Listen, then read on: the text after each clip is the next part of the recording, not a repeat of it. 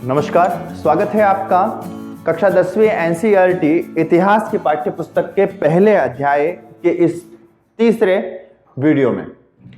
हमने अब तक इससे पूर्व के वीडियो में इस अध्याय में इस बात को अच्छे तरीके से समझा कि किस प्रकार यूरोप में नए राष्ट्रों का यह जो जन्म है यह एकदम की सडन घटना नहीं थी। ये वर्षानुवर्ष चले बहुत सारे प्रयत्नों के कारण से आज वर्तमान यूरोप के जो देश अस्तित्व में हमको दिखाई देते हैं उन देशों का उदय हुआ, उन राष्ट्रों का उदय हुआ। और ये राष्ट्रवाद की जो भावना है वह यूरोप में कई प्रकार की घटनाओं के कारण से इस राष्ट्रवाद का जन्म हुआ है, इस राष्ट्रवाद की भावना का जन्म हुआ। उसी क्रम में हम थोड़ा सा आगे बढ़ रहे हैं।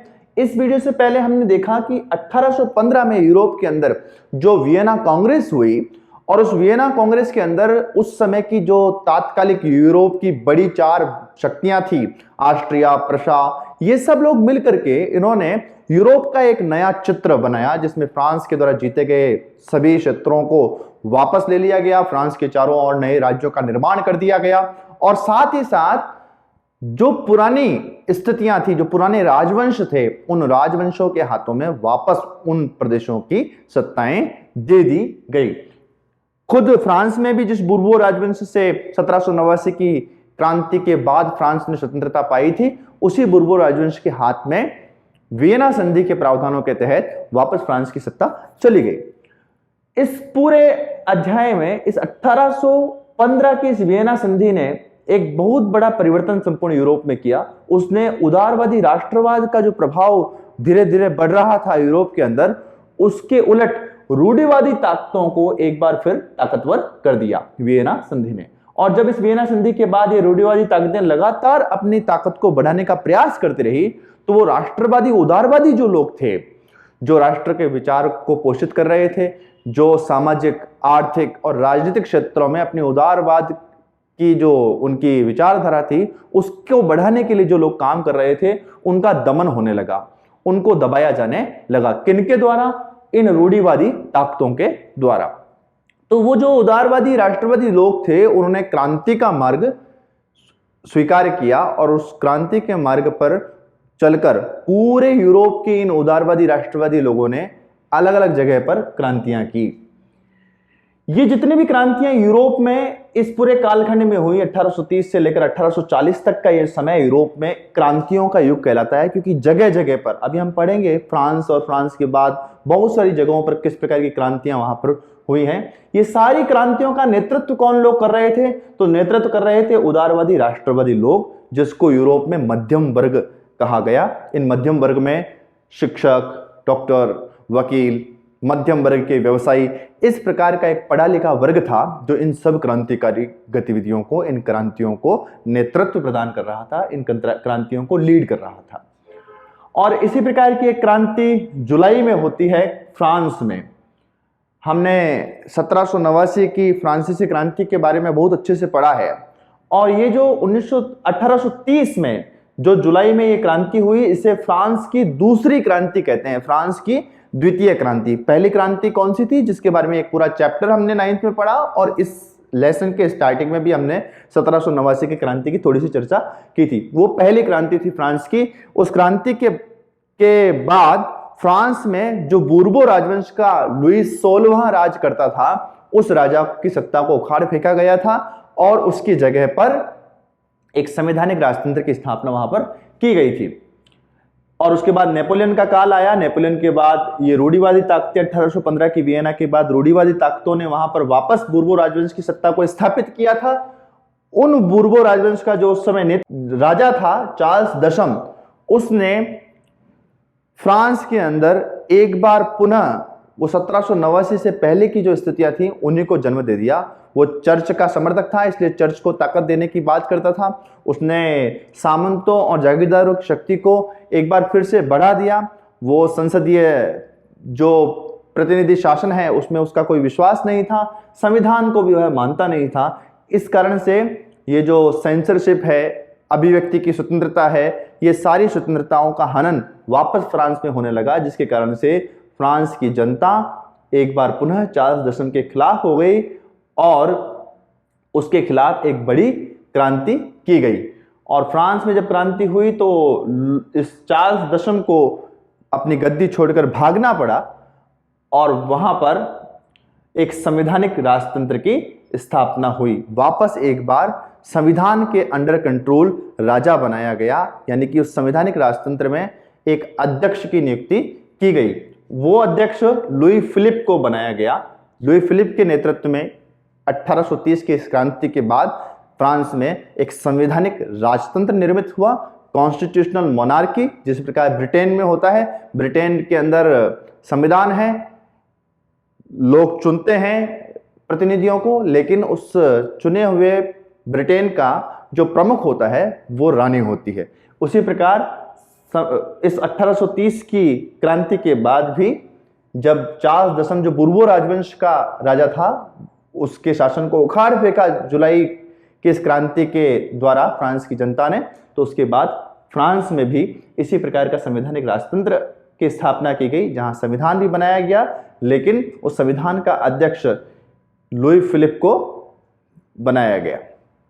ये सारी घटना जो जुलाई में हुई उसके संदर्भ में, इस सारी क्रांति के संदर्भ में मेटरनिख ने एक बात कही। उसका यह वाक्य बहुत प्रसिद्ध है। मेटरनिख कौन है?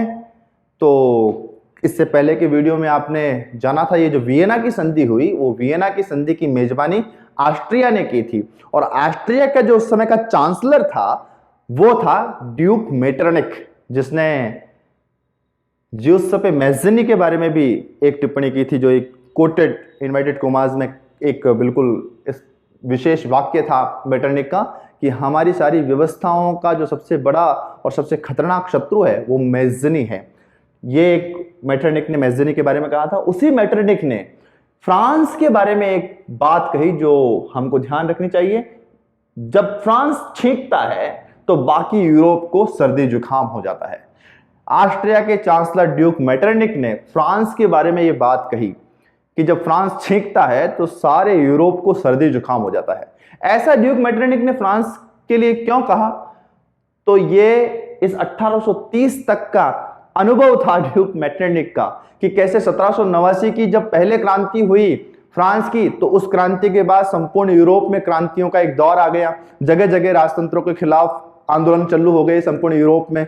उसी प्रकार ये 1830 की जो दूसरी क्रांति हुई जुलाई की फ्रांस में, इसके सफल होने के बाद एक बार फिर पूरे यूरोप में एक के बाद एक सभी देशों में क्रांतियों का एक दौर प्रारंभ हो गया, जिसको कहा गया क्रांति का युग 1830 से लेकर 1840 के बीच। इन 10 सालों में एक बार फिर ऐसे छुटपुट क्रांतियों की घटनाएं पूरे यूरोप में होने लगी।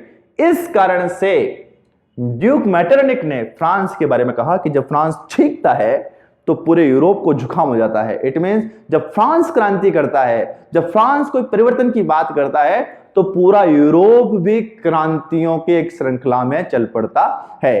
यह कहने का भाव था ड्यूक मेटरनिख का अपने इस वाक्य में। तो आपसे पूछा जा सकता है कि जब फ्रांस छींकता है तो बाकी यूरोप को सर्दी जुकाम हो जाता है, ड्यूक मेटरनिख के इस वाक्य से आप क्या समझते हैं, इसे स्पष्ट कीजिए। तो आप, मुझे लगता है कि स्पष्ट कर पाएंगे इसको। आगे बढ़ते हैं। यूरोप में ये जो राष्ट्रवाद, जिसको हम इस पूरे चैप्टर में एक के बाद एक इसके भागों में पढ़ते हुए आगे आ रहे हैं, इस राष्ट्रवाद के विकास में संस्कृति का योगदान।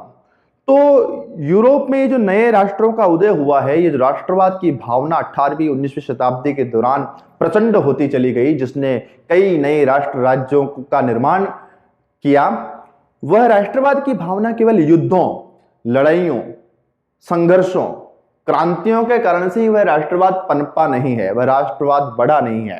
तो इस राष्ट्रवाद की भावना को बढ़ाने में यूरोप में संस्कृति ने भी अपना एक महत्वपूर्ण योगदान दिया है। संस्कृति किसको कहते हैं? तो संस्कृति में कई चीजें बहुआयामी होती है। संस्कृति लोक कलाएं, लोक नृत्य, लोक बोलियां, लोक भाषाएं, ये सारी चीजें, लोक गीत, ये सब मिलकर एक संस्कृति का निर्माण करते हैं। यह संस्कृति राष्ट्र के रूप में लोगों को संगठित करती है। तो यूरोप के अंदर ये जो राष्ट्रवाद की भावना विकसित हुई, इसमें भी संस्कृति का अपना एक बड़ा योगदान था। आइए उसको कुछ बिंदुओं के माध्यम से समझते हैं।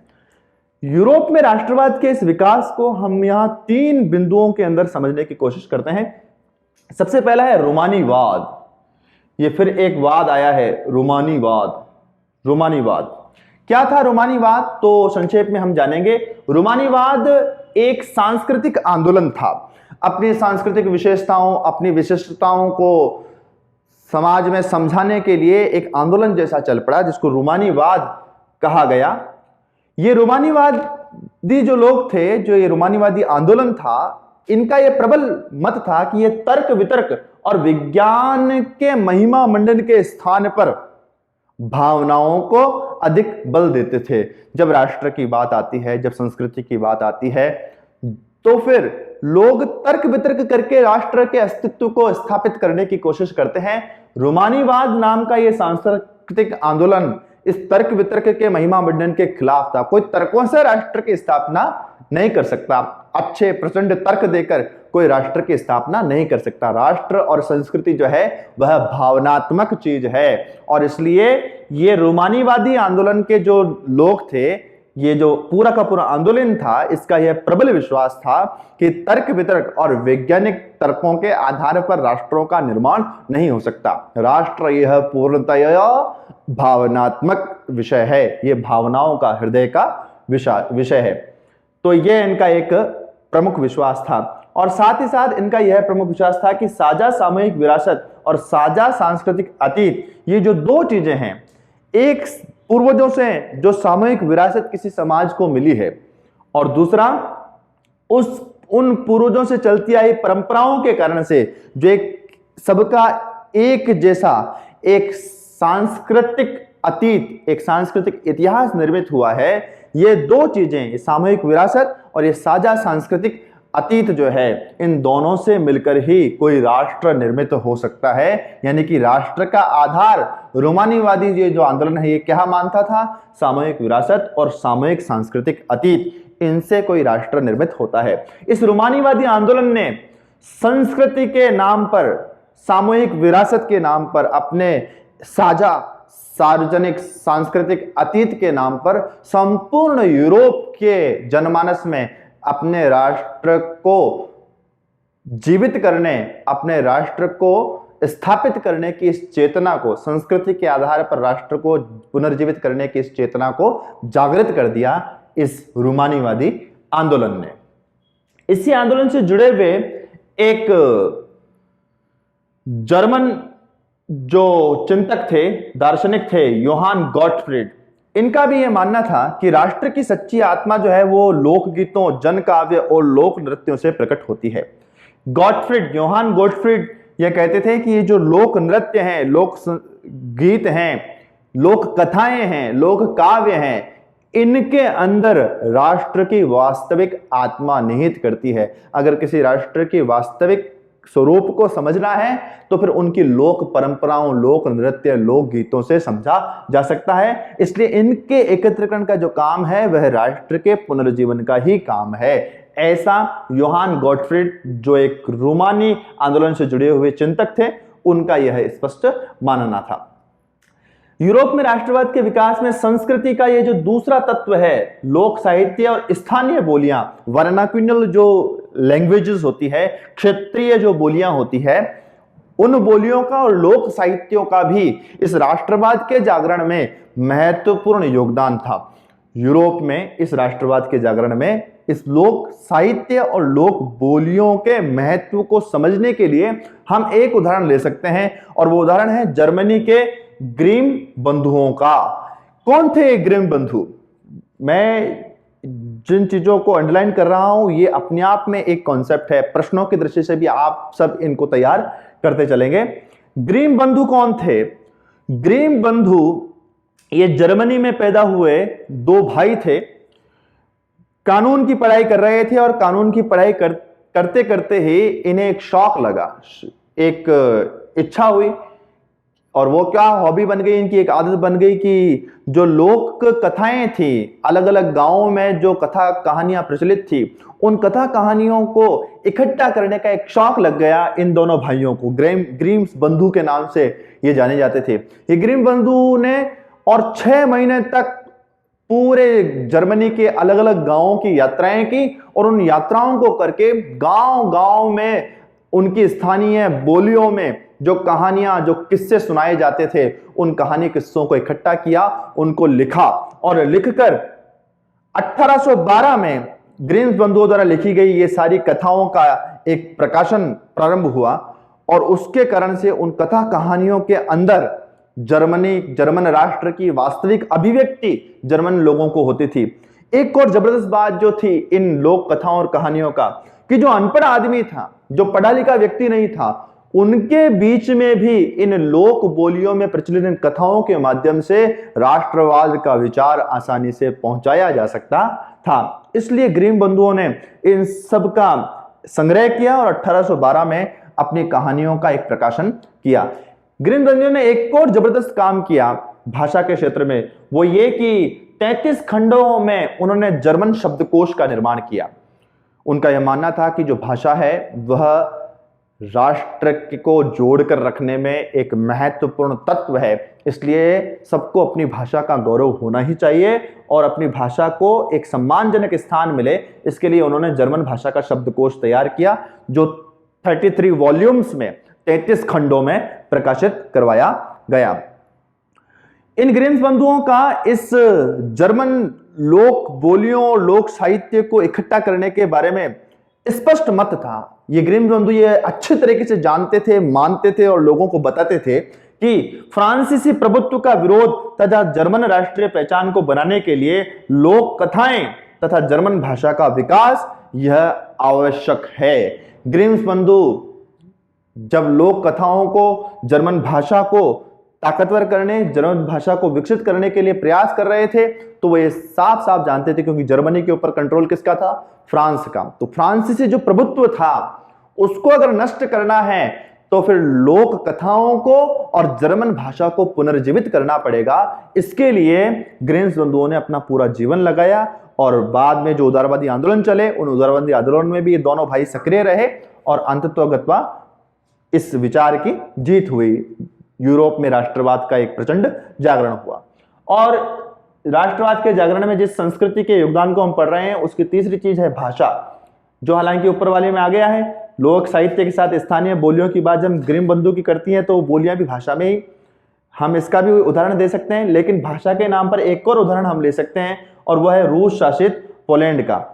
पोलैंड के ऊपर जो कब्जा था वो रूस का कब्जा था और जैसा कि होता है सामान्यतः हर जगह पर, चाहे वो जर्मनी के अंदर जब फ्रांस का कंट्रोल था उसकी बात करें, चाहे हम पोलैंड के ऊपर रूस के कब्जे की बात करें या फिर हम भारत जैसे देशों के ऊपर ब्रिटेन के शासन की बात करें, जब कभी भी कोई देश किसी अन्य देश के ऊपर कब्जा करता है तो उसको अगर वास्तव में अपना शासन वहां पर दीर्घकालिक स्थापित करना है और हमेशा के लिए उस क्षेत्र को कब्जा करके रखना है, तो वह जो कॉन्क्वेर करने वाला कॉन्क्वेरर है, जो कब्जा करने वाला देश है, वह हमेशा सामने वाले देश की, गुलाम देश की भाषा, उसकी संस्कृति को नष्ट करने का पूर्ण प्रयास करते हैं। जैसे भारत के ऊपर ब्रिटेन ने जब कब्जा किया तो भारत में चलने वाली, भारत की जो गुरुकुल चलते थे उस गुरुकुल परंपराओं को समाप्त किया, संस्कृत के प्रति देखने की दृष्टि बदल दी, हिंदी भाषा को पूर्णतः समाप्त कर दिया। पढ़ाई मतलब अंग्रेजी भाषा में ही पढ़ा लिखा जा सकता है। इसी प्रकार की स्थिति वो यहां जर्मनी में फ्रांस ने की, क्योंकि फ्रांस ने कब्जा किया तो जर्मन भाषा को समाप्त करने के लिए जो अपनी फ्रेंच भाषा थी वो जर्मनी के ऊपर थोप दी। उसी प्रकार जो पोलैंड के ऊपर रूस ने कब्जा किया तो रूस ने अपनी रूसी भाषा को पोलैंड के ऊपर थोप दिया, पोलिश भाषा को स्कूलों से प्रतिबंधित कर दिया गया और रूसी भाषा को पढ़ाई का माध्यम बना दिया गया। सब जगह पर रूसी भाषा को लादा जाने लगा, थोपा जाने लगा और इस कारण से पोलैंड के जो लोग थे उन्होंने अपनी भाषा को पुनर्जीवित करने के लिए जो उनकी धार्मिक शिक्षाएं हैं वो पोलिश भाषा में दी जाने लगी। चर्च के जो कर्मकांड थे, उन चर्चों की सारी गतिविधियां वह भी पोलिश भाषा में पोलैंड के लोगों ने देना प्रारंभ किया। पोलैंड के लोगों ने पोलिश भाषा को पोलैंड की राष्ट्रीय एकता का एक वेपन, एक हथियार बना लिया और उस हथियार ने पोलैंड के लोगों को एकजुट किया और रूसी नियंत्रण से अपने आप को मुक्त कर पोलैंड को एक राष्ट्र के रूप में खड़ा करने के लिए संघर्ष के लिए प्रेरित किया। कुल मिलाकर यूरोप में राष्ट्रवाद के विकास में संस्कृति का महत्वपूर्ण योगदान रहा है। इस बात को बताने के लिए हम रोमानीवादी आंदोलन, लोक साहित्य और लोक बोलियों के लिए ग्रीम बंधुओं द्वारा किए गए काम और पोलिश भाषा को एक हथियार बनाकर पोलैंड द्वारा किया गया संघर्ष, ये सारी चीजें ये बताती है कि इस राष्ट्रवाद के जागरण में संस्कृति का अपना एक महत्वपूर्ण योगदान रहा है। ये सारा काम एक ही समय में इस 1830 से 1840 के समय में चल रहा है यूरोप के अंदर, और उसी समय 1830 के समय कुछ और चुनौतियां, कुछ और कठिनाइयां यूरोप के लोगों के सामने मुंह फाड़कर खड़ी हो गई। 1830 के दशक में यूरोप के जो लोग थे, एक तरफ तो वहां ये क्रांतियों का दौर चल रहा था, एक के बाद एक यूरोपियन जो देश थे जो राष्ट्र बनने के लिए ललायित थे, उनके अंदर इस प्रकार की क्रांतियों की एक श्रृंखला चल रही थी। उसी दौरान यूरोप के अंदर कुछ नई समस्याएं, कुछ नई कठिनाइयों ने भी यूरोप वासियों को घेर लिया। क्या थी वो समस्याएं? 1830 और इसके आसपास के समय एक विस्फोटक वृद्धि यूरोप की जनसंख्या में हो गई। खाद्यान्नों की कमी होने लगी। जितनी जनसंख्या बढ़ रही थी उस गति पर खाद्यान्नों का उत्पादन नहीं बढ़ रहा था। इसलिए जनसंख्या की विस्फोटित वृद्धि ने जो रोजगार थे उसके अनुपात में बेरोजगार लोगों की संख्या, नौकरी की इच्छा रखने वाले लोगों की संख्या बहुत तेज गति से बढ़ने लगी। यूरोप के कई शहरों में तो सड़कों के ऊपर लोग अपने गलों में तख्तियां डालकर खड़े हुए दिखाई दे जाते थे कि हम किसी भी कीमत पर 2 रोटी, 1 पाव रोटी की कीमत पर भी कुछ भी करने को तैयार हैं। ऐसी इतनी एक स्तर की बेरोजगारी यूरोप के अंदर इस दशक में फैल गई। और दूसरी तरफ जो लघु उत्पादक थे, जो छोटे छोटे प्रोड्यूसर्स थे, उत्पादन के क्रिया किया करते थे, हाथों से जो उत्पादन किया करते थे, उनको इंग्लैंड के अंदर औद्योगिकरण के कारण से जो मशीनों से उत्पादन होने लगा था, बड़ा उत्पादन होने लगा था, उन मशीनी उत्पादन से छोटे उत्पादकों को प्रतिस्पर्धा करने लगी और वो उसके लिए प्रतिस्पर्धा के लिए तैयार नहीं थे, तो वो भी एक बेरोजगारी का शिकार होने लगे। उस प्रतिस्पर्धा ने उनका व्यापार भी चौपट कर दिया। और साथ ही साथ जो ये रूढ़िवादी लोगों के हाथों में वापस सत्ता आई थी, उन्होंने सामंती और जागीरदारी शुल्कों में वृद्धि कर दिया। जो सामंत और जागीरदारी लोग थे, जो कुलीन वर्ग थे, वो वापस मजदूरों और कृषकों का शोषण करने लगे। और ये स्थिति यूरोप में और भी खतरनाक हो जाती थी। जिस साल वर्षा नहीं होती थी, उस साल खेती जब समाप्त होती थी, तो ये गरीबी और भयानक रूप धर लेती थी यूरोप के अंदर। इस प्रकार की एक स्थिति यूरोप की हो ही रही थी। उसी समय उसका एक और प्रभाव हमको वापस फ्रांस में देखने को मिला। 1848 में फ्रांस में एक और क्रांति घटित हो गई। फ्रांस में घटे ये तीसरी क्रांति है जो हम इस चैप्टर में पढ़ रहे हैं। 1789 की वो पहली क्रांति जो बूर्बो राजवंश के खिलाफ हुई थी। उसके बाद 1830 में हुई ये फ्रांस की द्वितीय क्रांति, जिसने चार्ल्स दशम और उस बूर्बो शासन को एक बार फिर उखाड़ फेंका और इसकी जगह पर लुई फिलिप को यहां फ्रांस के उस संवैधानिक राजतंत्र का अध्यक्ष बनाया गया था। और इसके केवल 18 वर्षों बाद ही, जब पूरे यूरोप में इस प्रकार की एक चुनौतियां, बेरोजगारी, जनसंख्या वृद्धि और कुलीनों द्वारा मजदूरों का शोषण, ये सारी स्थितियां जब बनने लगी, तो इन सब के कारण से 1848 में फ्रांस में एक बार फिर क्रांति हुई। क्रांति का कारण आप सब लोग समझ गए हैं। फ्रांस की जो आर्थिक स्थिति है वो बहुत कमजोर होने लगी। खाद्यान्नों की लगातार कमी फ्रांस में हो गई, बेरोजगारी बढ़ने लगी और इन सब के कारण से जो फ्रांस की जनता थी वो एक बार फिर रोड पर आ गई। लुई फिलिप के खिलाफ अपना एक प्रचंड आक्रोश लेकर जब जनता फ्रांस की सड़कों पर आई, तो लुई फिलिप भी फ्रांस की राजगद्दी को छोड़कर भाग गया। और सम्राट जब भाग गया तो फिर जो नेशनल असेंबली थी, जो राष्ट्रीय संसद थी एक तरीके से फ्रांस की, उस नेशनल असेंबली ने फ्रांस के अंदर अब गणतंत्र की घोषणा कर दी। 1848 में फ्रांस को एक गणतंत्र घोषित कर दिया गया। गणतंत्र अर्थात अब किसी राजा को उस फ्रांस का अध्यक्ष नहीं बनाया जाएगा, बल्कि जनता द्वारा चुना हुआ व्यक्ति जब किसी राज्य का अध्यक्ष होता है तो फिर उसे गणतंत्र कहते हैं। गणतंत्र क्या है? एक ऐसा राज्य जहां सर्वोच्च संवैधानिक पद जो है वो जनता द्वारा चुने हुए व्यक्ति को दिया जाता है। उस राज्य को राजनीति विज्ञान में गणतंत्र कहते हैं। तो 1848 में जब लुई फिलिप वहां के जनता के आक्रोश को देखकर भाग गया, सम्राट का पद छोड़कर, तो फिर वहां की नेशनल असेंबली ने फ्रांस को एक गणतंत्र घोषित कर दिया। गणतंत्र अर्थात अब कोई राजा या राजवंश वहां का शासक नहीं बनेगा, बल्कि जनता अपने शासक को तय करेगी। और जब गणतंत्र बन गया फ्रांस, तो फिर वहां फ्रांस में इस गणतांत्रिक सरकार ने फ्रांस के 21 वर्ष और इससे ऊपर के सभी वयस्क पुरुषों को, केवल पुरुषों को, महिलाओं को नहीं, अभी भी पूरा लोकतंत्र वहां पर नहीं आया था। 21 वर्ष और उससे ऊपर के जो वयस्क पुरुष हो गए उनको मत अधिकार, वोट देने का अधिकार दे दिया गया। साथ ही साथ काम के अधिकार की गारंटी भी दी गई कि प्रत्येक पुरुष को, प्रत्येक व्यक्ति को रोजगार उपलब्ध कराना यह सरकार की जिम्मेदारी होगी। और इस काम के अधिकार की गारंटी को पूरा करने के लिए फ्रांस के अंदर राष्ट्रीय कारखानों की स्थापना की गई। सरकार ने कारखाने स्थापित किए जहां पर वो अपने उस वादे को पूरा कर सके जिसमें उन्होंने काम का अधिकार, रोजगार देने की गारंटी ली थी, उसको पूरा करने के लिए फ्रांस में उन्होंने राष्ट्रीय कारखानों की स्थापना की।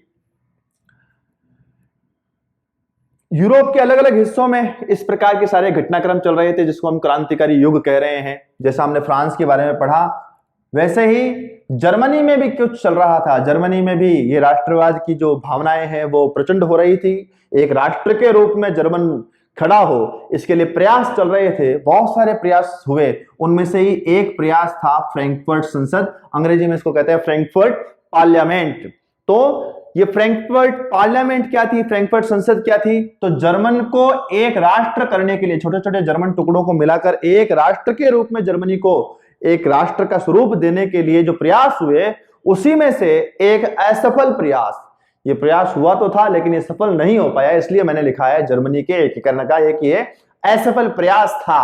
क्या हुआ इस प्रयास में? तो 18 मई 1848 को जो छोटे छोटे टुकड़े थे जर्मन इस राष्ट्र के, उन सब छोटे छोटे टुकड़ों से 861 प्रतिनिधियों को चुनकर लाया गया, यानी कि उनके वोटिंग कराई गई और 861 निर्वाचित प्रतिनिधियों को बुलाया गया। कहां? सेंट पॉल चर्च में। ये जो सेंट पॉल चर्च में जर्मन राज्यों के विभिन्न हिस्सों से ये जो 861 इलेक्टेड रिप्रेजेंटेटिव, निर्वाचित प्रतिनिधि 18 मई 1848 को सेंट पॉल चर्च में इकट्ठे हुए, इसे ही कहा गया फ्रैंकफर्ट संसद। क्या करने वाले थे ये प्रतिनिधि? तो इन लोगों ने मिलकर के संविधान का एक प्रारूप, जर्मन राष्ट्र के लिए संविधान कैसा होगा, एक ऐसा संवैधानिक प्रावधान बनाया। और संवैधानिक प्रावधान में उन्होंने जर्मनी को भी एक संवैधानिक राजतंत्र बनाने की कोशिश की। और इस संवैधानिक राजतंत्र जर्मनी के अध्यक्ष के रूप में उन्होंने प्रशा, जो पर्शिया था, उस प्रशा के सम्राट फ्रेडरिक विल्हेम चतुर्थ को जर्मन राष्ट्र का अध्यक्ष, उस संवैधानिक राजतंत्र का अध्यक्ष बनाने की बात की गई थी। संवैधानिक राजतंत्र मतलब राजा तो होगा, अध्यक्ष के रूप में होगा, लेकिन संविधान भी होगा। और उस राष्ट्र के अध्यक्ष को वो जो संसद होगी, जो ये निर्वाचित प्रतिनिधियों के द्वारा बनी होगी, इस संसद के अधीन रहकर काम करना पड़ेगा। ऐसा एक मॉडल इस फ्रैंकफर्ट संसद ने जर्मनी के लिए बनाया था। और इसके अध्यक्ष बनाने के लिए प्रशा के सम्राट फ्रेडरिक विल्हेम चतुर्थ को प्रस्ताव दिया गया कि वह यह अध्यक्ष पद स्वीकार करे, लेकिन इस अध्यक्ष पद को अस्वीकार कर दिया विल्हेम फ्रेडरिक चतुर्थ ने, जो पर्शिया का सम्राट था। और जैसे ही फ्रेडरिक विल्हेम ने इसको अस्वीकार किया, एक तरीके से ये जो राष्ट्रवादी उदारवादी लोग थे उनकी ताकत कम हो गई। यहां एक और प्रश्न है कि फ्रेडरिक विल्हेम चतुर्थ ने ये अध्यक्ष बनने का प्रस्ताव अस्वीकार क्यों कर दिया? तो क्योंकि ये फ्रेडरिक विल्हेम चतुर्थ स्वयं जो है ये रूढ़िवादियों का समर्थक था, रूढ़िवादियों का साथ दिया इसने। और इस चुनी हुई संसद के अधीन रहकर राजा बनना ये विल्हेम चतुर्थ को कदापि मंजूर नहीं था। इसलिए उन्होंने इस संवैधानिक राजतंत्र की बात को अस्वीकार किया और जर्मन नाम का ये जो संवैधानिक राजतंत्र बनने जा रहा था उसके अध्यक्ष पद को इसने अस्वीकार कर दिया। और कुल मिलाकर राष्ट्रवादियों की जो ताकत थी वह लगातार कम हो गई और उन्होंने जनाधार, जो जनता का एक समर्थन था, वह भी धीरे धीरे उनके पास कम होने लगा। और अंततोगत्वा ये जो फ्रैंकफर्ट संसद है इसको भंग कर दिया गया। इसीलिए मैंने इसे शुरुआत में ही कहा कि जर्मनी के एकीकरण का एक प्रयास, बहुत सारे प्रयास हुए, उसमें से एक प्रयास फ्रैंकफर्ट पार्लियामेंट भी थी, फ्रैंकफर्ट संसद भी थी, लेकिन यह असफल हो गई। ये एक अंतिम बिंदु इस भाग का हम पढ़ करके इस वीडियो को आज यहां समाप्त करेंगे। राष्ट्रवादी संघर्षों में महिलाओं की भूमिका, ये संपूर्ण जो आंदोलन यूरोप के अलग अलग हिस्सों में चले, जो राष्ट्र के रूप में संस्कृतियों को संगठित करने के आंदोलन थे, राष्ट्र राज्यों के निर्माण के लिए ये जो आंदोलन हुए, उसमें महिलाओं की भी एक सक्रिय भूमिका थी। महिलाओं ने इस प्रकार के चलने वाले सभी आंदोलनों में एक सक्रिय भूमिका निभाई थी। कई महिलाओं ने मिलकर के राजनीतिक संगठन बनाए और उन संगठनों के माध्यम से आंदोलनों और क्रांतियों के अंदर वो हिस्सेदार हुई, सहभागी हुई। कईयों ने समाचार पत्रों के माध्यम से समाज जागरण के काम किए, राजनीतिक सभाएं, प्रदर्शनों में भाग लिए। इन सब कामों के बावजूद भी राष्ट्रीय आंदोलन में इस प्रकार की सक्रिय भूमिका महिलाओं की दिखती है संपूर्ण यूरोप में, लेकिन इसके बावजूद भी संपूर्ण यूरोप के अंदर ही महिलाओं को वोट देने का अधिकार नहीं दिया गया।